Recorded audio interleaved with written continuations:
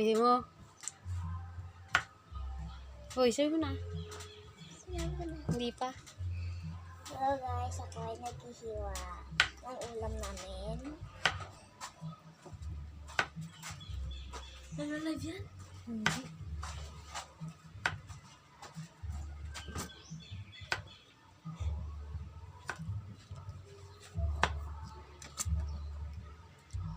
So guys, tapos na sa isa.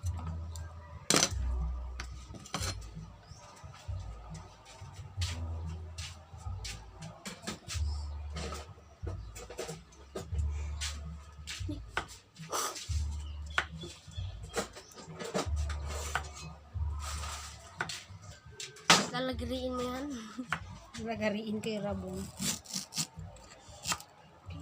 Wala ka na yung allergic ka pala sa hipon. Ang init pa ng angin. Mainit sa katawan. Tingnan mo nga yung lagayan ng gamot, kuya. Baka may gamot pa doon. Yung mukha ko nangingini. So guys, Hindi mo nangyayari kay Manny kapag naalay. Yung may tsurahan. Dalhin mo dito yung lagayan ng gamot. Hindi yan yung isa, yung garapon. Huwag yung lagayan ko ng gamot. Dali mo rito. saan mo na? Wala daw si Tiris. Sarado pala sa Ate Peri. Kumuha pala ng ice. Sarado? Sarado na daw. Tirisin! Joke lang, by phone. Ay, by Jessie. Nakasakit ang ulo. Guys, tapos na ako. Nandito pala sa ipon na yun. Ayun ko lang nalaman yan ah. Banat mo na ako guys. Kasi ang mamahili. Ito guys. Ano to bang basan to?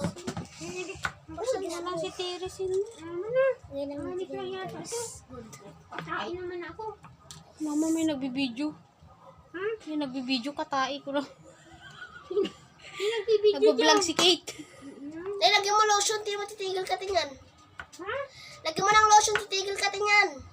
Wala na akong Allergy nga, Kevin. Ba't ako nga kapag may allergy ako, kapag kating-kating ako, nilalagay ko ng lotion. Tingnan mo, nawawala yung kati ko. Hindi, hiwain mo. Ano naman yung katingin Ito, gantoy mo na tayo. Hiwain mo pa rin. Gantoy mo, ipahid mo sa lahat ng kati mo. Tingnan mo, mawawala yan. Maghintay ka lang ng 2 minutes.